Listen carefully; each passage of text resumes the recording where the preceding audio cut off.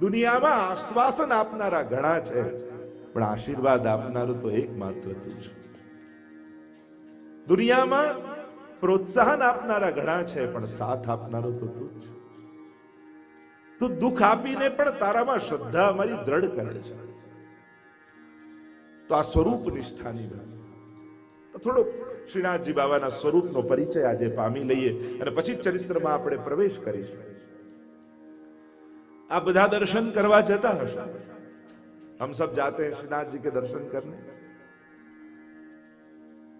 वैसे तो झांकी एकाध क्षण की होती है, बहुत समय तो नहीं मिलता दर्शन में, पर स्वरूप भावना जो श्रीनाथ जी बाबा की है, उक्षिप्त हस्तः पुरुषो भक्त माकारयत्युत दक्षिणेन करेणाशु पुष्टिकृत्य बनांसिन वामं करम समुद धृत्य निहनूते पश्चातुर. जो स्वरूप भावना बताई गई, श्रीनाथ जी बाबा નું સ્વરૂપ કેવું કે એક હાથ ઊંચો, ડાબો હાથ, જમણો હાથ કટી ઉપર, મુષ્ટિકા, અંગુષ્ઠ બહાર. આ સ્વરૂપ નિકુંજના દ્વાર ઉપર श्रीनाथ जी बाबा ठाड़ा છે. निकुंज के द्वार पर श्रीनाथ जी खड़े हैं और निज भक्तों को बुला रहे हैं. जो श्रीनाथ जी के स्वरूप की भावना प्रसिद्ध है कि ऊंचा हाथ करके बुला रहे, वाम हाथ થી બોલાવે છે. આ પુષ્ટિ અંગ છે ને શ્રીજીનું, પુષ્ટિ અંગથી આમંત્રિત કરે છે. એટલે કે તારા સાધન, તારા પ્રયાસ, તારા પ્રયત્ન, તારો અધિકાર એ બધું ગૌણ છે.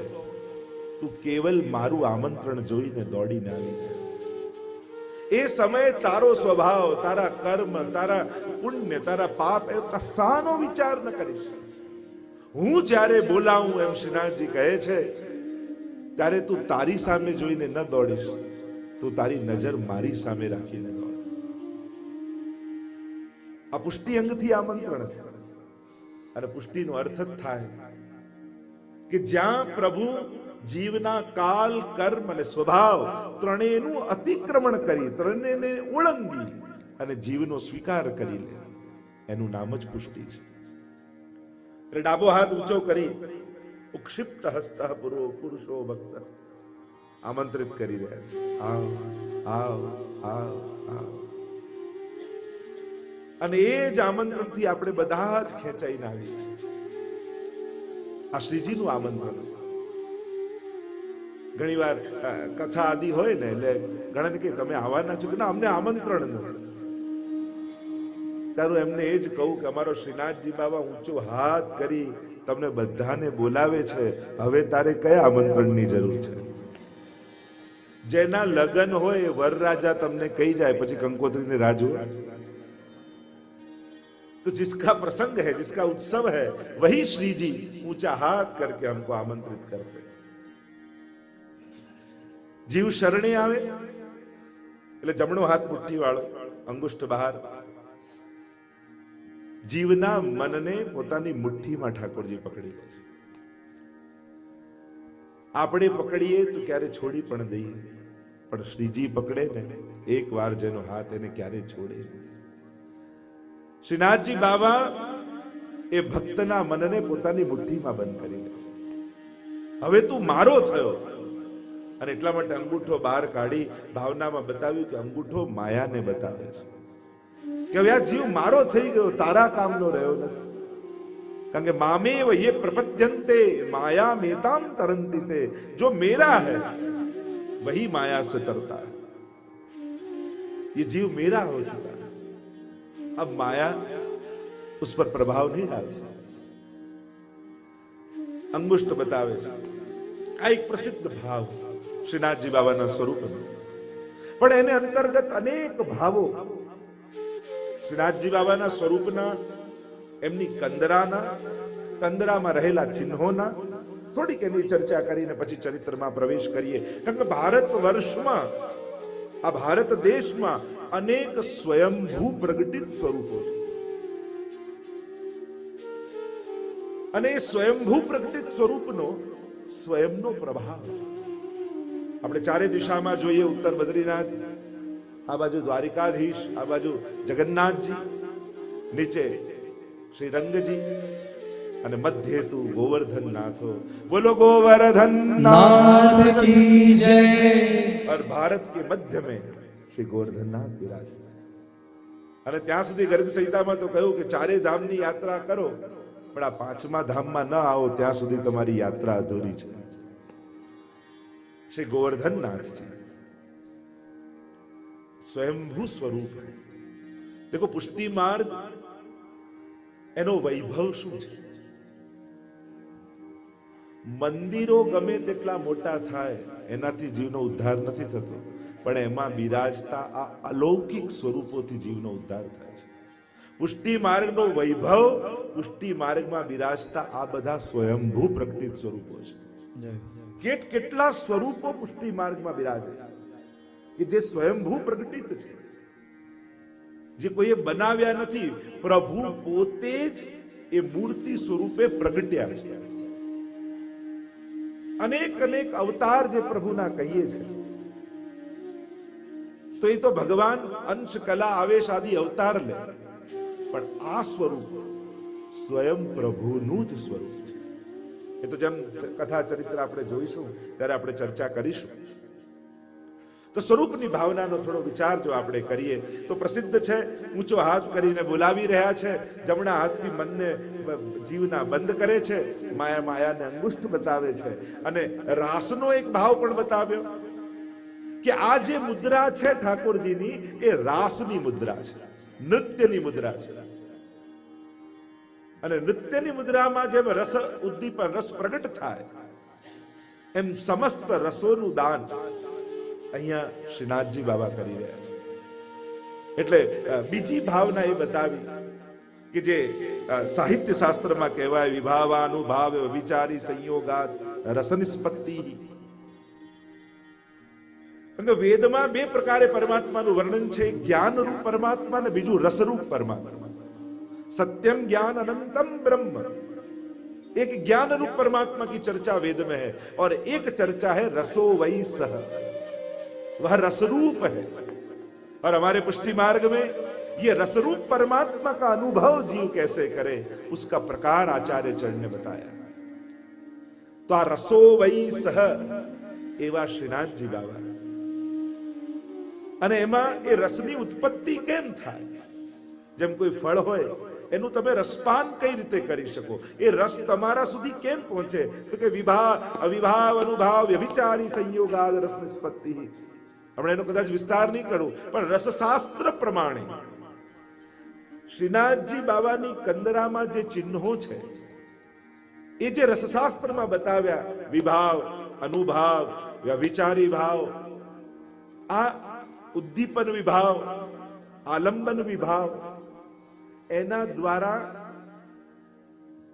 શ્રીનાથજી પોતાના ભગવદ રસનું દાન પોતાના જીવોને કરે છે। એની આખી બહુ ગૂઢતમ પ્રક્રિયા છે, એટલે હું ચર્ચા નથી કરતો, પણ એનો પણ એક ભાવ શ્રીનાથજી બાબાના સ્વરૂપનો આપણે ત્યાં બતાવવામાં આવે છે।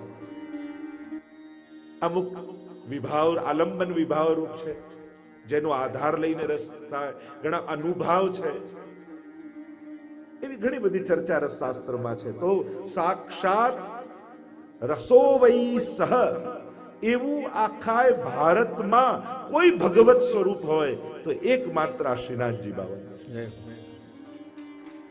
બાકી બધા મહાત્મ્ય પ્રધાન સ્વરૂપો છે, અવતાર પ્રધાન સ્વરૂપો છે।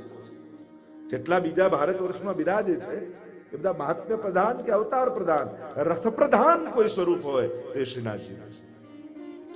એકમાત્ર એ રસો વૈ સહજ વેદમાં પરમાત્માનું વર્ણન છે, એ મૂર્તિમંત સ્વરૂપ શ્રીજીનું છે, અને દર્શન માત્રથી રસદાન કરે છે। તો શ્રીનાથજી બાબાના કંદરાની એ પણ રસમાર્ગ પ્રમાણે ભાવના બતાવી। બીજી એક ભાવના એ બતાવી કે મૂર્તિમંત ભાગવતજી જો પ્રગટ સ્વરૂપે નેત્રોથી દર્શન કરવા હોય તે શ્રીનાથજી બાબાના સ્વરૂપે બિરાજે છે। આપણે ભાગવત કથાનું શ્રવણ કરીએ તો એ કર્ણેન્દ્રિય દ્વારા ભાગવતજી આપણા હૃદયમાં પ્રવેશે છે, પણ શ્રીનાથજી બાવાના એમની કંદરા સહિત એના ચિહ્નો સહિત દર્શન કરો તો એ જ ભાગવતજી તમે નેત્રોથી દર્શન કરી શકો છો. કારણ કે 12 સ્કંદ એ શ્રીનાથજી બાવાના 12 અંગ તો છે. દ્વાદશાંગો હિ પુરુષાહ, જે વેદે કહ્યું એ પરમ પુરુષ પરમાત્માને 12 અંગ છે અને ભાગવતજીના 12 સ્કંદ. એટલે મહાપ્રભુજીએ પણ સમાનતા બતાવી. પ્રથમ 2 સ્કંદ શ્રીનાથજી બાવાના બંને ચરણ, તૃતીય અને ચતુર્થ સ્કંદ બંને બાહુ, પંચમ અને ષષ્ઠ સ્કંદ બંને જંઘાઓ, સપ્તમ સ્કંદ મુષ્ટિકા વાળો હાથ, આઠમો અને નવમો સ્કંદ બંને વક્ષસ્થળ શ્રીનાથજી બાવાના, દશમ સ્કંદ એ હૃદય, એકાદશ સ્કંદ એ મસ્તક અને 12મો સ્કંદ એ શ્રીનાથજી બાવાનો ઊંચો ઉઠેલો હાથ. આમ 12 સ્કંદ શ્રીનાથજી બાવાના શ્રીઅંગમાં બિરાજમાન છે. અને એ જ રીતે શ્રીનાથજી બાવાની કંદરામાં પણ જે ચિહ્નો છે એ પણ 12 સ્કંદ પ્રગટ રૂપે ચિહ્ન રૂપે બિરાજે છે. જેમ ભાગવતજીનો પ્રથમ સ્કંદ એમાં પૃથ્વી અને ગાયનો સંવાદ આવે છે, તો શ્રીનાથજી બાવાની કંદરામાં 2 ગાય બિરાજમાન છે. તમે જો ધ્યાનપૂર્વક દર્શન કરો કંદરાના શ્રીનાથજી બાવાના, તો આ 12 સ્કંદ પ્રગટ રૂપે છે. 2 ગાય છે કંદરામાં, તો આ એક છે પૃથ્વી રૂપ ગાય અને ધર્મ રૂપ બળદ, જે પ્રથમ સ્કંદમાં કથા આવે છે. શ્રીનાથજી બાવાની કંદરામાં મસ્તક ઉપર શુક છે, તો દ્વિતીય સ્કંદમાં શુક ઉવાચ બોલે છે શુકદેવજી, એ શુકદેવજીના પ્રતીક રૂપે દ્વિતીય સ્કંદના પ્રતીક રૂપે છે. શ્રીનાથજી બાવાની કંદરામાં એક મુનિ છે, એ તૃતીય સ્કંદના કપિલ ભગવાન છે અને તૃતીય સ્કંદનું પ્રતીક છે. શ્રીનાથજી બાવાની કંદરામાં બીજા 2 મુનિ છે, એ નર અને નારાયણ છે, જે ચોથા સ્કંદના પ્રતીક રૂપે છે. શ્રીનાથજી બાવાની કંદરામાં એક ઘેટાનું મેષનું ચિહ્ન છે, એ 5મા સ્કંદના પ્રતીક રૂપે છે. પંચમ સ્કંદમાં કાલગણના આવે છે અને 12 રાશિઓમાંની પહેલી રાશિ એ મેષ રાશિ, અને એટલા માટે પંચમ સ્કંદ. શ્રીનાથજી બાવાની કંદરામાં 2 ગાય, એક ગાય છે ને બીજું વાછરડું. એક વાછરડું દૂધ પીતું જાય, માને લાત મારતું જાય, છતાંય માં દૂધ પીવડાવવાનું ચૂકતી નથી. આજ ભગવાનની પુષ્ટિ છે, કૃપા છે. જીવ અનેક પ્રકારથી પ્રભુને શ્રમ કરાવે છે, છતાંય પ્રભુ કૃપા કરવાનું છોડતા નથી. આજ પ્રભુની પુષ્ટિ લીલા, અને એ છે ભાગવતજીનો 6ઠ્ઠો સ્કંદ. શ્રીનાથજી બાવાની કંદરામાં નરસિંહ ભગવાનનું ચિહ્ન છે, એ છે ભાગવતજીના 7મ સ્કંદના પ્રતીક રૂપે. શ્રીનાથજી બાવાની કંદરામાં એક સર્પ છે. 8મા સ્કંદમાં ભાગવતજીમાં સમુદ્ર મંથનની કથા આવે છે, અને વાસુકી નાગને દોરડો બનાવી મંદરાચલ પર્વત દ્વારા સમુદ્ર મંથન કર્યું, એ વાસુકી નાગના પ્રતીક એટલે કે 8મા સ્કંદના પ્રતીક રૂપે સર્પ છે. શ્રીનાથજી બાવાની કંદરામાં 2 મયુર છે, નિષ્કામ ભક્તોના પ્રતીક રૂપ મયુર છે. 9મા સ્કંદ ભાગવતજીનું એ નિષ્કામ ભક્તોની કથા, ઈશસ્ય અનુગામીનામ કથા, ભક્તોના ચરિત્ર છે, અને એ પ્રગટ રૂપે અહીંયા ભાગવતજીના આ 9મા સ્કંદ શ્રીનાથજી બાવાની કંદરામાં મોર રૂપે બિરાજે છે. 10મા સ્કંદ એ તો મધ્યમાં બિરાજેલા શ્રીનાથજી બાબા પોતે. એકાદશ સ્કંદ શ્રીનાથજી બાબાના ફરતે એક સર્પ છે. કહેવાય કે સમય થાય ને કાચળી ત્યાગે નહીં સર્પ, તો એ આંધળો થઈ જાય. એટલે કે મોહનું છૂટવું એ જ મુક્તિ છે. તો આ સર્પ એ મુક્તિ લીલાનું પ્રતીક છે. અને 12મો સ્કંદ એ શ્રીનાથજી બાબાનો ઊંચો ઉઠેલો હાથ, જેનાથી આશ્રયનું દાન પરમાત્મા કરે છે. કારણ કે નિરોધ થયા પછી પણ આશ્રય આવશ્યક છે, એટલે 12મો સ્કંદ એ આશ્રય લીલા છે. તો આ પણ એક ભાવ બતાવવામાં આવ્યો કે પ્રગટ ભાગવતજી જો ભારતના કોઈ ભગવત સ્વરૂપમાં પ્રગટ રૂપે દર્શન આપતા હોય તો એ કેવલ ને કેવલ શ્રીનાથજી બાબાના સ્વરૂપમાં. એટલે એક વાર શ્રીનાથજીની કોઈ ઝાંખી કરે તો એને આખી ભાગવત કથાનું ફળ પ્રાપ્ત થાય. પ્રગટ ભાગવતજી મૂર્તિવંત સ્વરૂપે દર્શન આપે. આગળ અનેક પ્રકારના ભાવ બતાવ્યા, પીઠિકાની આદિની ચર્ચા કરવામાં આવી. ભાવ ભાવનામાં હરિરાય મહાપ્રભુજી, અન્ય આચાર્યો, ભગવદીઓએ પણ સ્વરૂપની ચર્ચા કરી છે. દેખ્યો રી મેં શ્યામ સ્વરૂપ. તો શ્રીનાથજી બાબાના સ્વરૂપની જો ચર્ચા કરો તો કે ચોરસ પીઠિકા છે, તો ભાવાત્મક ભાવ એ બતાવ્યો કે આ ચારેય યુથની લીલા નિકુંજો છે. જે ચારે ખૂણાઓ છે એ બીજું કાંઈ નહીં, ચારેય યુથની લીલા નિકુંજો છે. અંદર રહેલા અનેક ચિહ્નોના ભાવ બતાવ્યા જેમ મસ્તક ઉપર સુખ છે, એ લીલા સુખ છે. આ લીલા સુખ સ્વામીજીનું સુખ છે. જેમ કીર્તન સાહિત્યમાં આવે છે, આપણે ત્યાં પદ સુવા પઢાવત સારંગને. જ્યારે આખી રાત્રિ આદિની લીલાઓ થઈ હોય અને પ્રભુ ફરી ગૌચારણ કરવા પધાર્યા હોય, ત્યારે સ્વામિનીજી શુકની પાસે પોતાના હાથમાં લઈ એને વહાલ કરતા કરતા જે જે લીલાઓ થઈ છે એ શુકની આગળ અવગાહન કરે છે. આ લીલા શુક છે. આ કીરની આગળ ગાન કરે છે. અને એટલે જ આપણે ત્યાં જે કીર્તન ગાય એને કીર્તનિયા કહેવાય. એ જ સુખદેવજીના વંશજો કહેવાય. એ કીરની આગળ ગાય અને પછી એ કંદરામાં બેઠું બેઠું સુખ અહર્નિશ એ ભગવદ લીલાને ગાતું રહે છે. આ લીલા સુખ છે. ચિહ્નોના અનેક ભાવ બતાવ્યા. કહ્યું કે જમણી બાજુ એક મુનિ, ડાબી બાજુ બે મુનિઓ. આ ધર્મ, અર્થ, કામ અને મોક્ષના પ્રતીક રૂપ છે. ધર્મ, અર્થ અને કામના પ્રતીક છે. આ ત્રણ મુનિઓ જે છે ને, કે સ્વયં શ્રીનાથજી બાબા ના દર્શન જ્યારે તમે કરો અને આ ત્રણેય મુનિઓના દર્શન કરો, જેમ સુખના દર્શન કરો તો ભગવદ લીલા સ્ફુરે હૃદય. હરી તેરી લીલા કી સુધી આવે. આ લીલા સુખ છે. દિવસ એકાર્ધની ઉત્તરા કુંવર પ્રતિ. જેમ ગોપાલદાસે પણ કહ્યું ને, ભાગવતજીમાં તો સુખદેવજીએ એકાદ દિવસની લીલા જ ગાઈ છે. આવી તો અનંત લીલાઓ છે. नित्य लीला नित्य नवतम श्रुति न पामे पार. ऐसी तो अनेक लीलाएं हैं जो ये लीला सुख अहर्निश गाते हैं. तीन मुनि जो बताए गए उनका भाव बताया धर्म, अर्थ और काम के प्रतीक रूप है. पर ये लौकिक धर्म, अर्थ, काम नहीं है. ये तो वैष्णव के धर्म, अर्थ, काम है. महाप्रभु जी जैसे बताते हैं, पुष्टि मार्गे हरिर्दास्यम धर्म अर्थो हरिरेव ही कामो हरिर्दिदृक्षैव मोक्ष कृष्णस्य चेद्रुव. મોક્ષ કેમ ના આખ્યો આવ્યો? કારણ કે મુક્તિ તો જ્યારે શ્રીનાથજી બાબાના મુખારવિંદ વૈષ્ણવ જુએ ને, ત્યારે સૌથી પહેલા મુક્તિને પકડે અને ઠાકોરજીને નોછાવર કરીને ફેંકી દે કે જેને જોઈતી હોય લઈ જાય. વૈષ્ણવ જન તો મુક્તિ ન માંગે, માંગે જન્મ જન્મ અવતાર રે. નિત્ય ઉત્સવ નિત્ય લીલા નિત્ય ઉત્સવ શ્રુતિ ન પામે. કહ્યું ને, નિરખવા નંદલાલ. અહીંયા તો રોજ સેવા ને રોજ ઉત્સવ જોઈએ છે. તો મુક્તિ એટલે જ ન બતાવી, ત્રણ મુનિઓ બતાવ્યા. સૌથી પહેલા ધર્મ, ભગવત સેવા એ જ આપણો પરમ ધર્મ છે.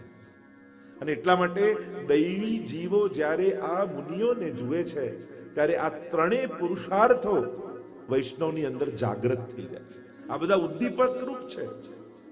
દર્શન માત્રથી ભાવો ઉદ્દીપિત થાય છે, પ્રગટ થાય છે. ધર્મ એટલે ભગવત સેવા. સર્વદા સર્વભાવેન ભજનીયો વ્રજાધિપ स्वस्यायमेव धर्मो ही नान्य क्वापि कदाचन. महाप्रभु जी की स्पष्ट आज्ञा है, भगवत सेवा के अलावा वैष्णव का और कोई धर्म नहीं. प्रधान जो धर्म बताया गया सर्वदा सर्वभावे. અને આ કરવું પડે યા કરવું જોઈએ એમ નથી. વૈષ્ણવ જે હોય એ સેવા કર્યા વગર રહી જ ન શકે. આ એનું જીવન છે, આ એના પ્રાણની માંગ છે. અર્થ પુરુષાર્થ અર્થો હરિદેવહી. અર્થરૂપ સ્વયં પ્રભુ હે. જ્યારે આ મુનિના દર્શન કરે ત્યારે એને થાય, મનમાં તો કેટલા વિચાર કરીને આયા હોય, શ્રીનાથજીના દર્શન કરવા જઈશું તો આ માંગીશું, આ ઈચ્છા કરીશું, આવી યાચના કરીશું. પણ જ્યાં શ્રીનાથજીની કંદરામાં રહેલા અર્થરૂપ મુનિના દર્શન થાય ત્યારે એમ થાય, અરે શ્રીજીના દર્શન થઈ ગયા, હવે શું માંગવાનું? અરે પ્રભુ મળી ગયા, और अब क्या चाहिए? हमारे वृत्रासुर भी कहते हैं, न नाक पृष्ठम न च पारमेष्ठ्यम न सार्वभौमम न रसाधिपत्यम न यो योग सिद्धि अपुनर्भवम् समंजसत्वा विरहय्यकांक्ष। आपके अलावा आपको छोड़कर और कुछ नहीं चाहिए। भगवान तो कल्प वृक्ष हैं, उनके पास सन्मुख हुए तो मंगल रूप निधान सांवरो मंगल रूप, वो तो मंगल के निधि हैं। उनकी दृष्टि पड़ते ही सभी दुर्भाग्य टल जाएंगे, सभी मनोकामनाएं पूरी हो जाएंगी। पर भगवान पासे संसार मांगो એ મૂર્ખતા છે। ભગવાન મળ્યા જે પોતાને આપવા તૈયાર છે, એની પાસે સંસાર માંગો। અરે એની ઝાંખી થઈ એમાં તમારું સૌભાગ્ય ખીલી જાય। માંગવાની કઈ જરૂર જ નથી। અર્થો હરિ રે વહી कामो हरिर विदृक्षय। काम पुरुषार्थ क्या कहा कि भगवान को देखने की इच्छा यही काम है, प्रभु को पाने की इच्छा यही वैष्णव का काम है। એટલે બીજી કોઈ કામના રાખવા કરતા ભગવાન મળે એવી કામના સાથે ભગવાન પાસે જાય। તો तीन मुनिया धर्म अर्थ काम है। नरसिंह जी નું રૂપ જે બતાવ્યું, કહ્યું કે આ નિકુંજના રક્ષક છે। એટલે કે નિકુંજના દ્વારની બહાર નરસિંહજી ઉભા રહે છે સિંહનું રૂપ લઈને। જ્યારે કોઈ અધિકારી કે ભગવદી આવે તો આ નરસિંહજી ભગવદી રૂપે દેખાય, પણ કોઈ આસુરી યા અનધિકારી જીવ આવે તો એને સિંહ રૂપે દેખાય, એટલે દ્વારથી જ પાછો ભાગી જાય। એટલે કે પ્રભુની નિકુંજમાં પ્રભુ નિર્ભય વિહાર કરી શકે એના માટેની આ સેવા નરસિંહજી કરે છે। જે શ્રીનાથજીની કંદરામાં નરસિંહજીનું સ્વરૂપ છે અને એટલા માટે જ શ્રીનાથજી બાવા પણ વાઘનખ ધારણ કરે છે।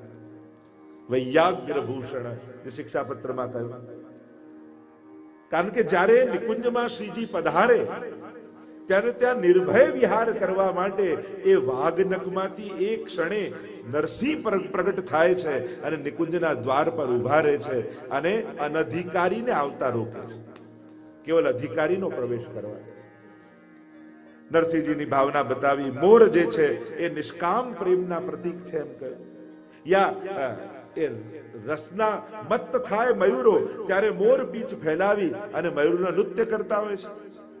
બરહા પીડમ નટવર વપુહુ કર્ણયો કર્ણિકારમ, એમાં પણ મહાપ્રભુજી બતાવે છે કે જ્યારે મોરપીંછ ઠાકોરજીએ ધારણ કર્યું છે એ એના માટે કે પ્રભુ બતાવે છે કે હું પણ રસવત્ત છું અને રસદાન કરવા માટે વૃંદાવનમાં આવ્યો છું। તો આ મયુરો એ રસમત્ત પ્રભુ છે એના પ્રતીક રૂપ છે। અનેક અનેક ચિહ્નો શ્રીનાથજીની કંદરામાં ચર્ચા કરવામાં આવે। આગળ મેષનું ચિહ્ન છે, ઘેટું છે શ્રીનાથજી બાવાની કંદરામાં, અને એ છે લીલા અનુરૂપ કાલ। જે ઘેટાનું ચિહ્ન છે એ લીલા અનુરૂપ કાલનું ચિહ્ન છે કે જે સમયે જે લીલા થતી હોય એ અનુસાર કાળનું સર્જન કરે છે। આપણા માટે જે 12 મહિનાની લીલાઓ છે ને, આપણા માટે જે 6 ઋતુઓ છે ને, ખટ ઋતુ, ઠાકોરજીની તો એક જ દિવસની લીલા છે। ચતુર્ભુજ દાસજીની વાર્તામાં આવે છે ને કે જ્યારે ચતુર્ભુજ દાસજીને ફૂલ વીણવા માટે ગુસાઈજી પ્રભુ ચરણે મોકલ્યા, પૂછરીના ભાગમાં જાઓ અને પૂછરીના ભાગમાં અને રામદાસજીને અહીંયા મોકલજો। રામદાસજીને મોકલ્યા અને ચતુર્ભુજ દાસ ફૂલ વીણવા માટે ગિરિરાજજીના પૂછરીના ભાગમાં શોધતા હતા ફૂલો। એક સુંદર કંદરા દેખાઈ, એમાં પ્રવેશ કરી ગયા। અંદર અંદર અંદર જતા જતા જતા જતા ક્યાંય ગિરિરાજજીની ભીતર પ્રવેશ કરી ગયા અને ત્યાં યુગલ સ્વરૂપ બિરાજેલા દર્શન થયા। અનેક ગોપીજનો સાથે ઠાડા છે, ભગવદ આનંદ થઈ રહ્યો છે, લીલા થઈ રહી છે। અને એ સમયે ઠાકોરજીએ કૃપા કરી, ગિરિરાજજી દ્વારા ચતુર્ભુજ દાસને આ ખટ ઋતુ લીલાના અનુભવ થયા। ગિરિરાજજીની ભીતર 6 ઋતુ નિત્ય બિરાજમાન છે, એટલે લલિત બ્રજ દેશ गिरिराज राजे और खट ऋतु रहत सदा। इसलिए हम कहते हैं 6 ऋतु गिरिराज जी के भीतर सदा विराजमान, जो द्वादश निकुंज की भावना हम कहते हैं। द्वादश कुंजो છે, કારણ કે એક ઋતુમાં બે કુંજ આવે, એક મણીની અને બીજી પુષ્પમય। આમ આખા દિવસની લીલામાં છ ઋતુ ભગવત સેવામાં આવે છે. તો આ જો ઘેટાનું ચિહ્ન છે એ લીલા અનુરૂપ કાલ છે. જેવી લીલા થતી હોય, જેમ વલ્લભાખ્યાનમાં પણ કે લીલાને અનુસાર કલરવ કૂજતા દ્વિજ શોભતા. આ પક્ષીઓ પણ જે લીલાત્મક છે ને, આ લીલા શુકાદુ, એ પણ જેવી લીલા ચાલતી હોય એવા સ્વર કાઢે છે. એમ જ આ ઘેટું કાળનું નિર્માણ કરે છે. આ મેષનું જે ચિહ્ન છે. અને ઘણીવાર આપણે પણ અનુભવ્યું હશે, ઘણીવાર મનોરથ કરીએ ને, એવી ઋતુ બદલાઈ જાય, આપણને એમ લાગે ઠાકોરજી કેવા સમય પ્રમાણે ઋતુ અનુકૂળ કરી દે છે. જો ને હમણાં વસંત પંચમી પહેલા કેટલી ઠંડી હતી. વસંત પંચમી આવતા જ બધા ડરતા હતા, નાથદ્વારામાં બહુ ઠંડી હશે, બહુ ઠંડી હશે. નાના ઠાકોરજી બધું અનુકૂળ કરશે. વસંત પંચમી આવતા જ કેવી ઋતુ બદલાઈ ગઈ. આ લીલાને અનુરૂપ કાલ ઠાકોરજી પોતે કરે છે. ઘણીવાર આપણે, મેં તો ઘણીવાર જોયું છે, ઘણીવાર આપણે મનોરથ કર્યો હોય, આપણને એમ લાગે કે અરે આ મનોરથને અનુરૂપ સમય નથી, પણ એ દિવસે ઠાકોરજીની કૃપાથી વાતાવરણ બદલાઈ જાય અને આખું એ અનુરૂપ કાલ થઈ જાય. ત્યારે માનવું કે ઠાકોરજી પ્રગટ સ્વરૂપે આપણી સેવા સ્વીકાર કરી રહ્યા છે, એ કાળને ફેરવી દે છે. તો આ મેષનું ચિહ્ન એ અનુકૂળ કાળ છે. શેષનાગ જે છે એ સંકર્ષણ સૈયા રૂપ છે. જેમ ભગવાન શેષનાગ ને એના ઉપર ફોડે છે સૈયા ઉપર, તો આ શેષનાગ જે છે એ પ્રભુની સૈયાજી છે. અતિ કોમલ છે. બે ગાય જે છે એ પૃથ્વી અને ધર્મનું સ્વરૂપ છે. એમ આખું જે સ્વરૂપાત્મક ચિહ્ન છે એ એમ કહેવાય છે કે દક્ષિણાત્મા શંખનું ચિહ્ન એ મંગલનું સૂચન છે. કે જે શંખનું ચિહ્ન બિરાજે છે એ મંગલનું સૂચક છે. કૃષ્ણાજી બાબાના દર્શન સર્વને મંગલ આપનારા છે, મંગલનું દાન કરનારા છે. અને એટલા માટે ભગવદીઓ આપણા ગાન કરતા કહે, દેખ્યો રી મેં શ્યામ સ્વરૂપ. શ્યામમાં બે પ્રકાર હોય. આપણે શ્યામ સ્વરૂપ જ્યારે કહીએ, આપણે ત્યાં સ્વરૂપોમાં બે પ્રકાર શ્યામના કયા, એક મેઘ શ્યામ અને બીજું રક્ત શ્યામ. એક વાદળી જેવું, વાદળ જેવું, ઘનઘોર વાદળ જેમ વરસવા વાળા હોય તો થોડું વાદળી જેવું, બ્લુઇશ ગહેરું વાદળી, અને એના જેવું મેઘ શ્યામ, અને બીજું છે રક્ત શ્યામ. શ્રીનાથજી બાબાનું જે સ્વરૂપ છે એ રક્ત શ્યામ વર્ણ. શ્રીનાથજીની કંદરામાં અતિ રહસ્ય નિકુંજની લીલા વિરાજમાન છે. અનેક અનેક ભાવો રસાત્મક ને ભાવાત્મક પણ બતાવવામાં આવ્યા. એક ભાવ એ પણ કહેવામાં આવ્યો, પ્રગટ વેણુ ગીતની લીલા શ્રીનાથજીની કંદરામાં વિદ્યમાન છે. પ્રગટ વેણુ ગીત, તમે વેણુ ગીતનું જો પઠન કરો, વેણુ ગીત પુનઃ યુગલ ગીત કી રસ બરખા બરખાઈ, પ્રગટ ભય માર્ગ રીત દિખાય. એક એક એક એક જે વેણુ ગીતમાં વર્ણન છે, જેમ પક્ષીઓ ઉપર શુક દેખાય, મયુર આદિ દેખાયા. આ પક્ષીઓ કોણ છે? અનુભાવ છે. રસશાસ્ત્ર પ્રમાણે અનુભાવ એને કહેવાય કે જે પ્રભાવથી પ્રગટિત થાય, એ અનુભાવ. આ મુનિઓ, આ પક્ષીઓ બીજો કોઈ નથી. જે વેણુ ગીતમાં કહ્યું, પ્રાયો બતામિ વિહિગા મુનયો વનેસ્મિન કૃષ્ણે ક્ષણાસ્વદુદીતમ કલ વેણુ ગીતમ આરુહ્ય યે દ્રુમ ભુજાન રુચિર પ્રબાલાન શૃણવંતિ મિલિત દૃશો વિગતાન્ય વાચા. यशनाथ जी की कंदरा में जो पक्षी हैं, जब ठाकुर जी वेणुनाद करते हुए और वृंदावन में विचरण करते हैं, तब उस नाद में पधराई हुई सुधा के कारण मुग्ध हुए ये सब पशु पंखियां उस प्रभाव में किस प्रकार अपनी क्रियाएं करते हैं, उसका वर्णन जो वेणु गीत में किया गया वही श्रीनाथ जी की कंदरा में प्रकटित है. એટલે ત્યાં જે પક્ષીઓનું વર્ણન આવ્યું ને કહ્યું કે આ પક્ષીઓ નથી, આ તો મુનિઓ છે. શ્રીનાથજીની કંદરાના અનેક અનેક ભાવો અનેક આચાર્યો દ્વારા બતાવવામાં આવ્યા. તો એનું પણ એક પ્રકાર છે. ગાયોનું, તો ગાયોનું કહ્યું આચાર્યો કે આ પ્રગટ ગોકુલનું સ્વરૂપ છે, ગોકુલના પ્રતિકાત્મક ગાયો છે. ઠાકોરજી ગોકુલમાં પધારીને જે લીલાઓ કરી એનું સાંકેતિક અહીંયા ચિહ્ન છે. એવા અનેક અનેક વર્ણન, કારણ કે વેણુ ગીતમાં ગાયોનું પણ વર્ણન આવ્યું. ગાવશ્ચ કૃષ્ણ મુખ નિર્ગત વેણુ ગીત પિયુષ બુત્ત ભીત કર્ણ પુટહી પિબંત્ય. ઠાકોરજી જ્યારે વેણુનાદ કરે ત્યારે આ ગાયો પોતાના કાન ઊંચા કરી કરી દોના બનાવી અને પ્રભુની સુધાના પાન કરે. એના નાના નાના વાછરડાઓ દૂધ પાન કરતા કરતા એવા મુગ્ધ બની ગયા છે કે દૂધ પીધું તો છે પણ ન ઉગડી શકે છે, ન નીકળી શકે છે, મુખમાં જ અટકી ગયું છે, પીવાનું ભૂલી ગયા છે. અહીંયા ગિરિરાજજી છે અને શ્રીજીના ઉપરના ભાગમાં યમુનાજી અને ગિરિરાજજી બંનેનો ભાવ છે.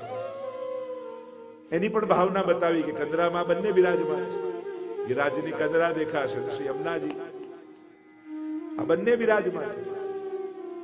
અને એટલા માટે પ્રગટ બ્રજ શ્રીનાથજીની અંદર બિરાજમાન છે. એટલે ત્યાં સુધી કહીશ કે શ્રીનાથજીના કંદરા સહિત દર્શન કરો તો આખી વ્રજ યાત્રાનું ફળ પ્રાપ્ત થાય. અને પ્રગટ બ્રજ મૂર્તિમંત સ્વરૂપે શ્રીજીમાં વિદ્યમાન છે. ગિરિરાજજીની કંદરામાં બિરાજમાન છે. હરિદાસ વર્ય ગિરિરાજજી છે. હંતાય બદ્રિર બલા હરિદાસ વર્ય, કારણ કે ये सब मेरो અંગ. ઠાકોરજી કીર્તન સાહિત્યમાં એમ કહે છે કે આ બ્રજ જુદું જુદું, ભલે તમને વ્રજ ભક્તોને વ્રજ જુદા લાગતા હોય, પણ આ બધું જ મારા અંગ રૂપ છે. ये जितनी लीला सृष्टि है वह प्रभु ने अपने श्रीअंग में से प्रकट की. એટલે પ્રભુનું ધામ, પ્રભુની લીલા અને પ્રભુનું લીલા પરિકર વ્રજ ભક્તો એમને ક્યારે પણ ભેદ બુદ્ધિથી નહીં જોવા. એ પ્રભુના આનંદ અંશનો જ વિસ્તાર છે. એટલે જ આપણે ત્યાં તો ઠાકોરજીના મુખારવિંદમાંથી સ્વામીજીનું પ્રાગટ્ય કહીએ છીએ, સ્વામીજીના મુખારવિંદમાંથી ચંદ્રાવલીજીનું પ્રાગટ્ય કહીએ છીએ, એમના મુખારવિંદથી લલિતાજીનું પ્રાગટ્ય કહીએ છીએ. એમ આ જેટલા લીલા પરિકરના ગોપીજનો છે એ બધા જ પ્રભુમાંથી જ પ્રગટ્યા છે. લૌકિકતા અને વિકાર ત્યાં પેદા થાય જ્યાં બે હોય. અને અહીંયા તો એકોહમ બહુશ્યામ પ્રજા.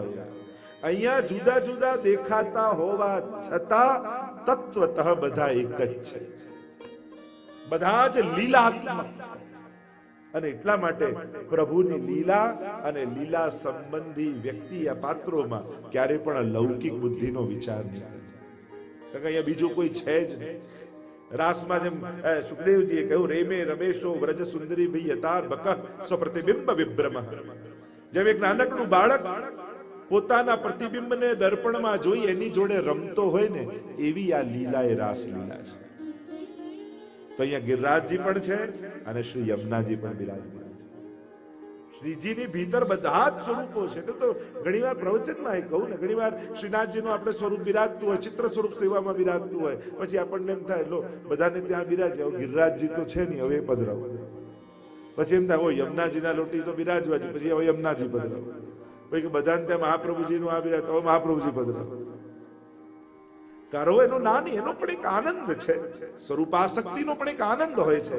પણ ભેદ જોઈને વિસ્તાર નહીં કરવો. જો એક આનંદથી વિસ્તાર થાય, આસક્તિથી વિસ્તાર થાય, એ જુદી વસ્તુ છે. અને એક ભેદ બુદ્ધિ, આ નથી એટલે એમને પધરાવા છે, આવી બુદ્ધિ નહીં રાખી. કારણ કે શ્રીનાથજીની અંદર આ બધા જ સ્વરૂપો બિરાજે છે. તમે શ્રીજીના મુખને જુઓ તો તમને વલ્લભના દર્શન ન થાય. તમે એમની કંદરાને જુઓ તો એમાં ગિરિરાજજી નથી બિરાજતા. આ બધા પ્રગટ જ છે. અને એટલા માટે ભેદ બુદ્ધિ રાખીને જુદી જુદી સેવા કરવાનો પ્રયાસ નહીં કરવા. એ આસક્તિ અને આનંદથી થઈ શકે વિસ્તાર. તો શ્રીનાથજીના સ્વરૂપની અનેકવિધ ભાવનાઓમાં જે પ્રસિદ્ધ ભાવના છે, અને એ ભાવના જે એમના નામથી ઓળખીએ છીએ, બોલો ગોવર્ધન નાથ કી જય. સારસ્વત કલ્પમાં 10મ સ્કંદમાં જે ભાગવતજીમાં કથા છે, આ અમારા શ્રીનાથજી એ કઈ લીલાનું સ્વરૂપ છે? તો કે શ્રી ગોવર્ધનનાથ, ગોવર્ધન કરનારા, ઇન્દ્રના માનનું ભંગ કરનારા. એટલે 3 સ્વરૂપ શ્રીનાથજી આપણે માનવામાં આવે: દેવ દમન, ઇન્દ્ર દમન અને નાગ દમન. આ 3 સ્વરૂપ સાથે પ્રગટ થયા એમ કહેવામાં આવે. શ્રીનાથજીનું એક નામ છે દેવ દમન શ્રીનાથ.